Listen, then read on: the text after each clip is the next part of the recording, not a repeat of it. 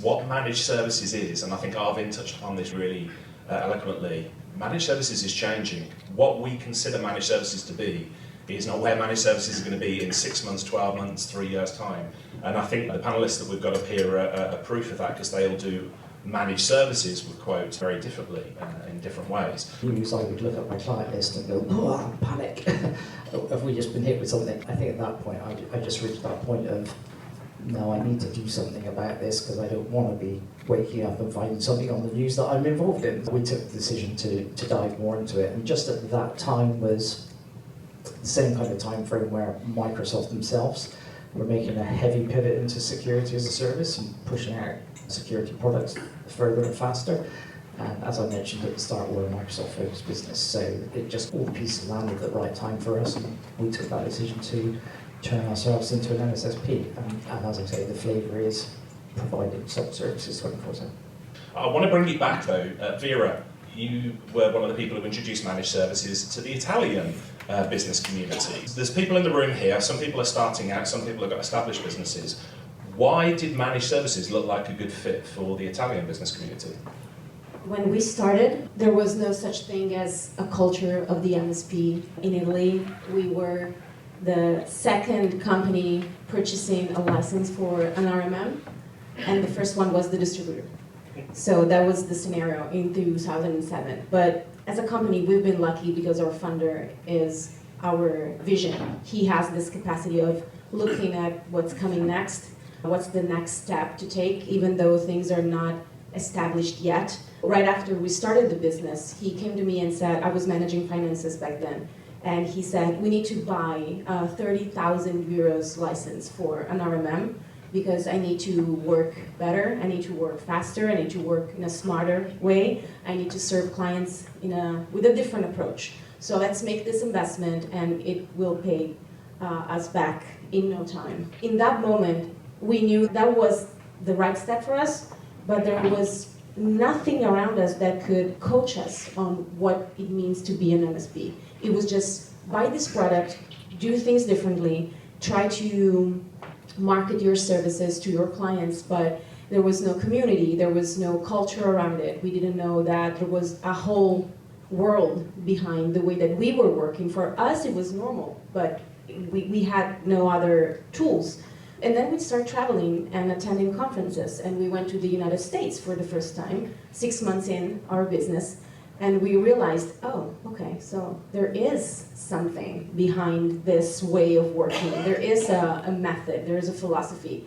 And we decided that from that moment on, we needed to make a drastic decision. It was either trying to adjust our way of working to make every client happy, or we could pick and choose the clients, as we heard before in the keynote, in the opening, pick and choose the clients and work with those who understand the value of what we do. And that's what we've been doing so far.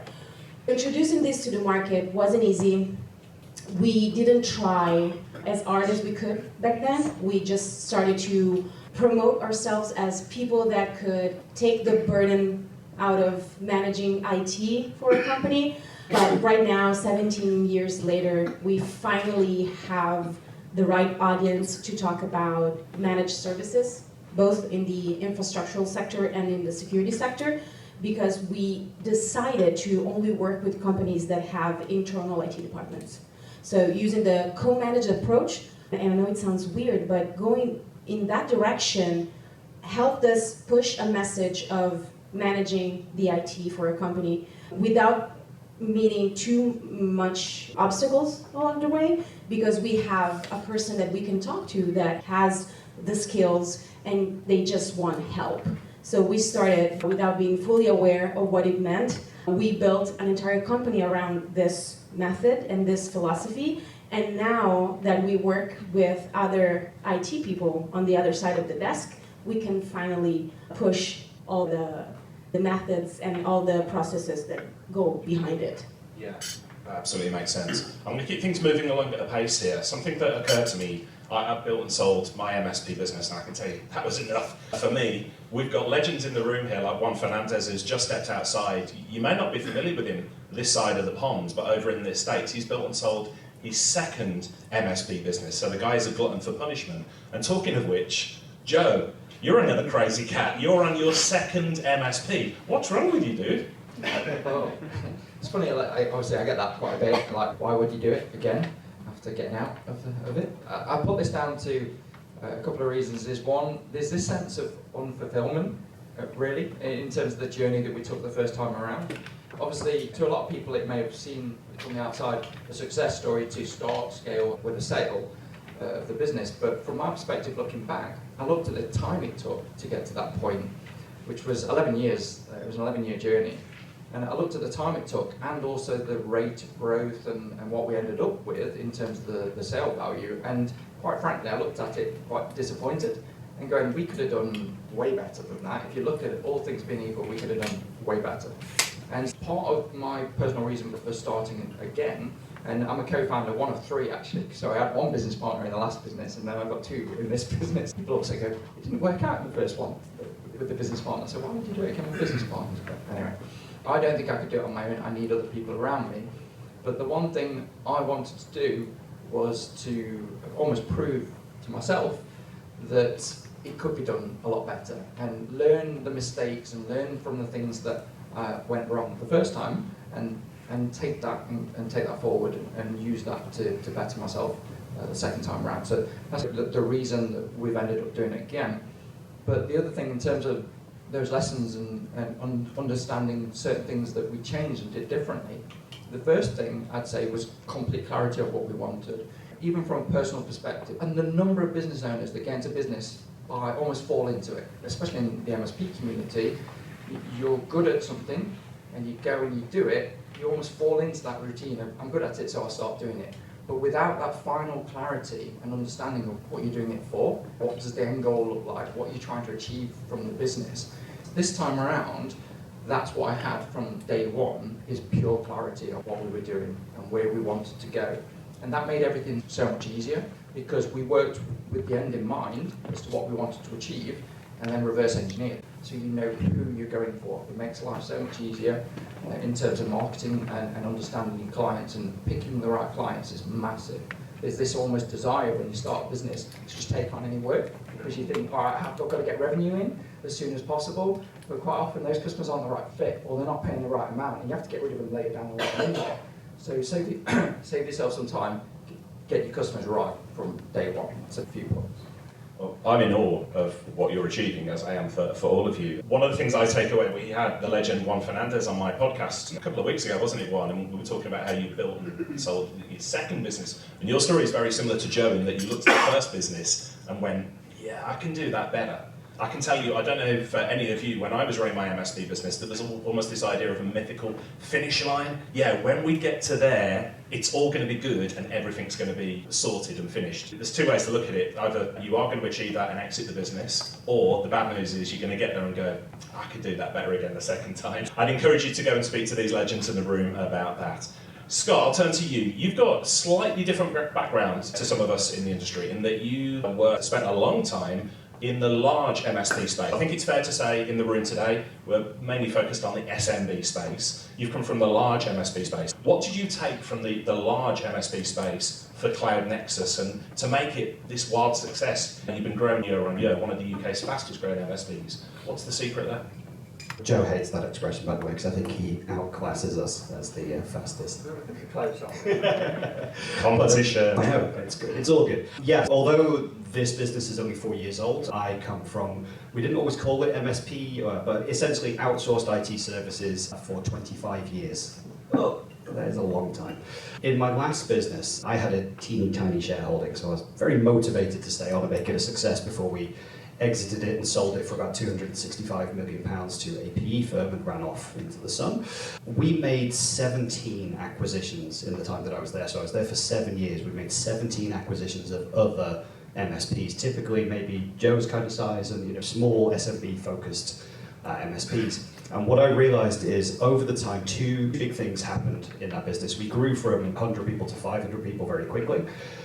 We stopped caring about the customers, because the PE firms that had started to back us only cared about numbers. They only cared about profit And if you couldn't get the sales in, then you would cut costs. So every time we made an acquisition, the first thing that we did was get rid of some people, get rid of some property, and ideally get rid of some systems, platforms. Oh, I could have had 3 Ps. People, property, platforms, love it. But that's what we did, right? We went and we just axed. And so then we would add that revenue into the base, and we would sticky plaster it together, and we would track the customers into long-term contracts. To say it. And Yeah. we just stopped caring about the customers. And no one in the organization was really motivated to care anymore. People were treated as commodities. And essentially we would get rid of people and then we would just lump their work up to someone else because we didn't really care about the work, we cared about the revenue. It was a horrible place to be. And I vowed at that stage, if I was ever going to go and do this myself, I would always value the people first. It's the most important thing is our people. And so even in our values, we have values, I know we're a tiny organisation, but it's our people first, and then it's the customers, and then the money will come after that, because if we get that in the right order, and we look after our people, they will want to look after the customers, and the money will follow.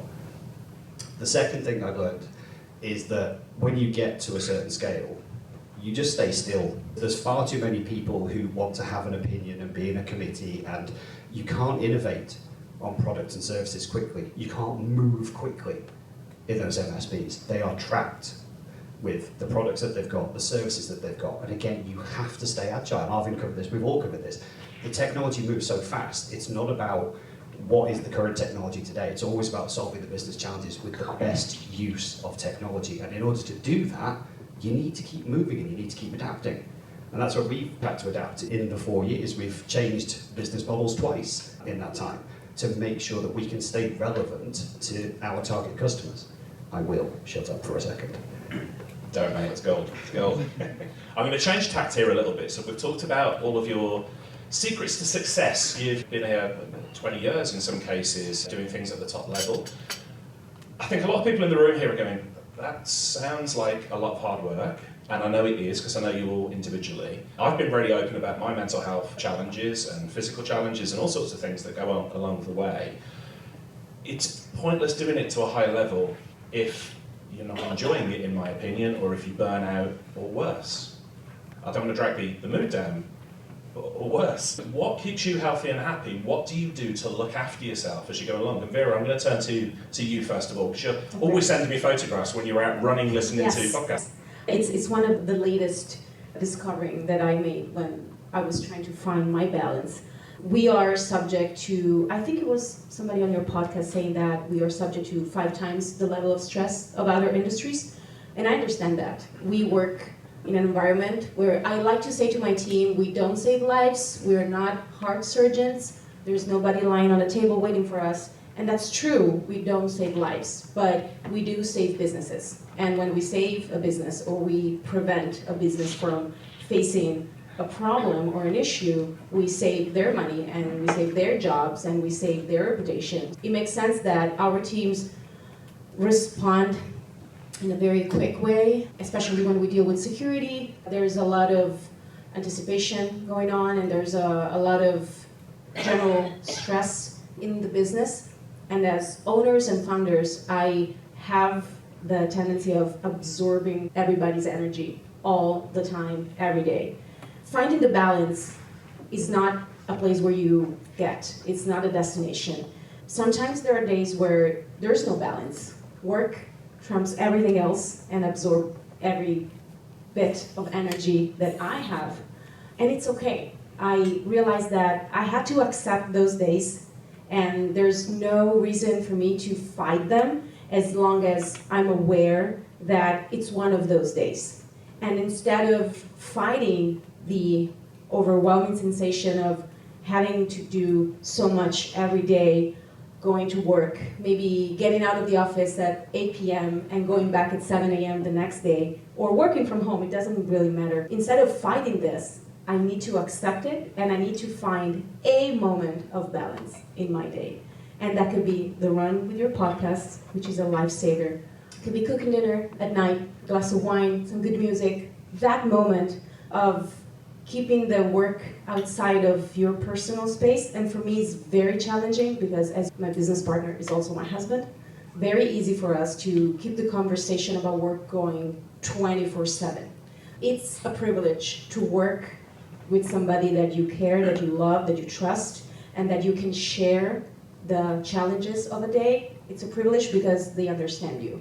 And one of the things that I think we suffered the most from is when people don't get what we go through. With my partner, I have this privilege of having somebody in my life that understands my day and understands the challenges. But also there's another face of this scenario is that we talk about work all the time. But sometimes you just need to vent and you need to talk and you need to express those feelings. And as long as you find that moment during the day that is just you and it's just for you, I think that you can make things even. One of the few good things that come out of TikTok lately is when influencers say, romanticize your life. And I like this concept. And it's not just being a digital nomad, living in a van, waking up in the morning over a cliff. That would be fantastic, but it's unrealistic.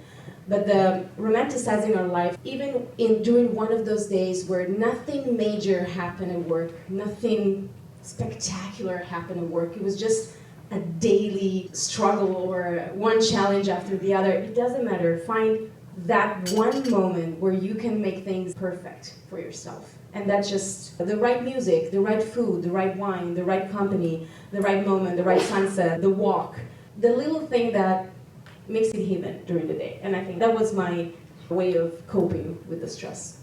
I'm going to keep the theme going, but I want to tweak it slightly. Scott, when you were on my podcast a while back, we did a monster episode, didn't we, like 2.5 hours. We can talk.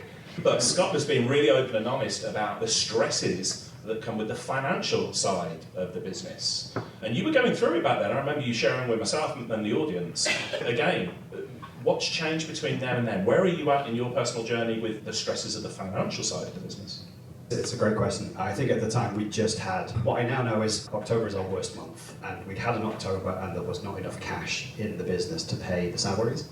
And this is a real kind of second year learning problem. It was horrendous. Just as the face of the organisation and the head of it, you want to support the team. And I'm always transparent with numbers with the guys, but at this stage I was like, this probably isn't the time to be transparent with them.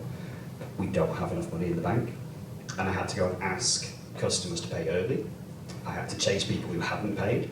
And yeah, it was a real kick in the, let's go with pants. It was a real kick in the pants. Learned a lot from that. So we build in advance. If you don't build in advance, best thing you can ever do. So we build in advance monthly for recurring services. We build in advance for consultancy. If it's anything over $2.5 grand, we won't get paid in arrears. You will pay us in advance. If it's a very big project, 20K, 30K, 50K, you will pay half in advance. We always take money in advance because I want to make sure that I don't have those sleepless nights again. I won't pretend that it's been easy. It's a challenge running a business. In the previous business, I was a cog in a machine, except there was 500 of us at the end, and yes, I was on the exec team, but I was a big fish in a small pond, small fish, I don't know, there was loads of us, right? Yeah, I was a fish.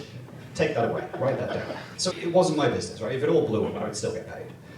In this business, it's very different. If I get it wrong, or we get it wrong, we don't get paid. And I'm messing with someone else's mortgage and their life and their family, and that's a lot of stress. For me, that's meant that I've actually ended up on antidepressants, which was a shock to me. I had no idea that I was depressed. I was angry constantly, and I sit here today powered by a lovely thing called sertraline, which is amazing. It's life-changing. Get some.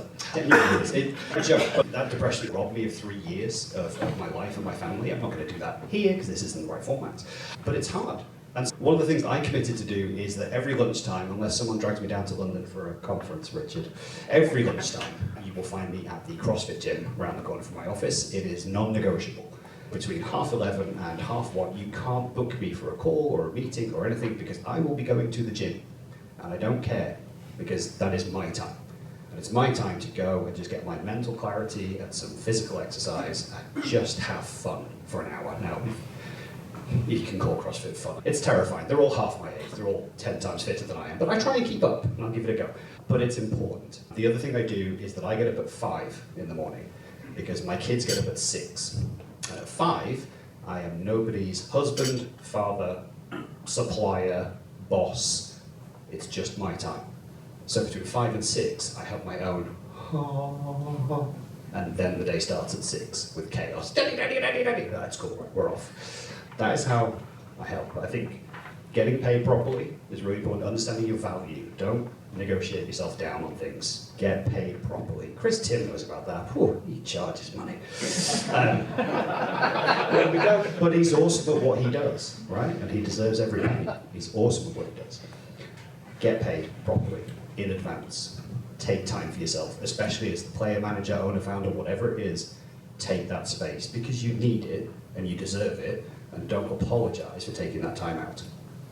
Thank you for sharing so openly and honestly. I think one of the things that I take away from the last 20 years in this community is what an amazing community is of support for one another. And on the subject of community, thank you to SuperOps for bringing this together, because this is not about pitching, it's not a vendor event where they're trying to ram the product down your throat and get you to buy. It's about bringing together good people in a room. So I think you can already get the vibe what we're going to get from today. But talking of communities, Joe, as well as running 2 MSPs, you're a sucker for punishment because you run the Tech Tribe East Midlands community group as well. So if people are not familiar with the Tech Tribe, Joe, tell us a little bit about the Tech Tribe, why you run the East Midlands community group, and what you get from it as a business owner. Yeah, so the Tech Tribe, for anyone that doesn't know about it, is a great community piece. We've actually got Claire Jenks as well in the room. Hi Claire, who's helping to run and facilitate the groups. The Tech Tribe is a great online community, basically, for MSP business owners and people in that general community. It's a great space to have conversations like that. If you're going through something, there's people that can help pull you back out of it and give you advice and guidance in terms of that they've experienced the same thing. And in terms of the actual peer group that we're running in the East Midlands, that's because the online community is great. It's a great place to be, but it's also, I don't think there's anything better being in a room with people. You can see face to face, you can have those little side chats and things like that. Yeah, we run a monthly group where MSP business owners in the East Midlands, and there's say groups all throughout the country, Scott, as well. There's another one here. But yeah, there's some great leaders in the room in terms of these local Tech Tribe groups, and yeah, it's just a great space to get clarity from others. And about the community in general, it's funny as well with what you said, Scott, because I was chatting to someone, I think it was the SuperOps event last year, and I had somebody come over to me and he goes, I come to these things for therapy, because we're all going through these kind of things and you feel quite lonely as a business leader and an MSP leader where, again, it's high stress. And to mix with others and feel that other people are actually going through a lot of the same pain points and problems and pressures, it just takes a bit of weight off that other people are going through that. So yeah, I think it's massive. I used to be quite guarded in terms of the community. I didn't used to share a lot with other people, and for anyone that does know me now, I share everything with everyone. So I'm very open to the MSP community, and I think it's been a great boost for me personally and for the business. So, yeah. Thank you. Yeah. There's so much more I want to ask these guys, but I'm seeing Radhika and the team are saying to me, we've only got a few minutes left, and that woman scares the crap out of me, so I'm not going to go next time. So let's throw it open to questions from the audience. So who's got a first question for our rockstar MSPs up here? Vera, what would you recommend as someone going to the co-managed model, handle the separation of responsibilities between on-site internal IT and your IT in the separation of liability there? Thank you for the question. I'm very passionate about the whole co-managed thing, so I'd love to get a little bit of focus on that. Basically, we ask the internal team, what do they need the most? What's their goal? Because they are overloaded with a bunch of work that they cannot possibly manage on their own. They have a lot of responsibilities. They don't have a lot of money to invest and to spend. Usually they don't have a budget, so we help them create a budget for the short run and the long run. But we start with asking them what's the thing that they are more afraid of, that they don't know how to do, what kind of skills they're looking for, how can we help them? Because of course we want to help the business growing and expanding and being more resilient. But our goal is to make the IT manager, the head of the IT department, feel better. Take a vacation. I've spoken to clients where their managers hadn't taken a day of vacation in 3 years. I've spoken to people that have 24/7 contracts without getting paid for 24/7 contracts. My attitude is going to them and say, okay, what do you need? What does your team need? How can I help you with that? And from that conversation, we map out all of our competencies or our skills and our systems that can help them achieve that goal. And then we write everything down. This is our responsibility, this is yours, this is shared. And when something is shared, the important thing is to have the right technology that can log every little movement that you make so that things don't get messy. And we write everything down, but so far the IT departments that are so overwhelmed, they're relieved from this kind of help that is mutual. We're not challenging the roles, we're just there for them. So this is basically our approach, talking and getting clear about what we can do for each other. Cool. Who's got next question? I have another, but I can see we've got follow-up questions, so I'm going to say this. Vera came on my podcast and talked extensively about co-managed IT. So we've only scratched the surface here of what's in these guys' heads. They've got big, juicy brains, and we want to extract it all. Again, it's not a plug specifically for my podcast, but I've interviewed them all at length with a number of things there. So I hope that's going some way towards answering the questions. But yes, Gareth, how you doing, mate? I'm good. The question is off the back of Mark's answer really earlier about the whole being an MSSP. Given that we all need to be MSSPs, do we still need a different term for that, or is it this? Given that we don't really use the term MSP outside of the community, do we still need a separate term for that, or is it just what we all are? Mark, I'd like to say another S. Just because Mark, can you answer that? Yeah, I completely agree, right? I alluded to in some of the things I said that I think we all know it's like everything, it's got its own flavours now. And because we happen to be quite deep into it, I occasionally find myself getting quite frustrated that I see both partners and customers looking at various solutions and options and available to them and thinking they're looking at the same thing, and they're not. And it's definitely an education piece, right? It's education. And I think what you've alluded to is another part of it. It's we've got to have terminology that's appropriate to what we're referring to in order to educate, right? Yes, would be my short answer. I think we definitely do. I don't know what the term is. For us, I'll tell you, there's a term we use internally. Because of the type of service we deliver, 24/7 SOC, we bump into lots of players who offer those. On the tin, it would say that.